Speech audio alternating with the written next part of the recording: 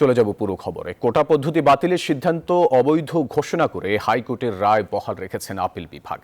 পূর্ণাঙ্গ রায় পাওয়ার পর কোটা নিয়ে নিয়মিত আপিল করার নির্দেশ দিয়েছেন সর্বোচ্চ আদালত। বৃহস্পতিবার প্রধান বিচারপতি ওবায়দুল হাসানের নেতৃত্বে ৬ বিচারপতির আপিল বেঞ্চ এ আদেশ দেন। এর ফলে সরকারি চাকরির প্রথম ও দ্বিতীয় শ্রেণীতে মুক্তিযোদ্ধা কোটা পদ্ধতি বাতিলের সিদ্ধান্ত অবৈধ ঘোষণা করে হাইকোর্টের রায় আপাতত বহাল থাকছে। শুনানিতে রায় প্রকাশের পর নিয়মিত আপিল দায়ের করতে বলেন আপিল বিভাগ। রিটকারীর আইনজীবী মোতাহার হোসেন সাজু বলেন, আপিল বিভাগে পরবর্তী শুনানি না হওয়া পর্যন্ত হাইকোর্টের রায় বহাল থাকবে।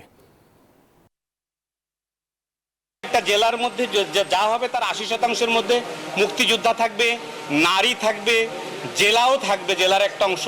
তারপরে আপনারা দেখেছেন যে ক্ষুদ্র নৃগোষ্ঠী আছে, তারপরে প্রতিবন্ধী আছে, এইগুলো থাকবে। কারণ না হলে একটা এমন হতে পারে যে কোনো একটা অঞ্চল থেকে হয়, লোক নিয়োগ হতে পারে। যখন এই বাধ্যবাধকতা থাকে তখন একটা সারা বাংলাদেশ থেকে লোকজন সরকারের সাথে, সরকার পরিচালনায় একটা ভূমিকা রাখতে পারে।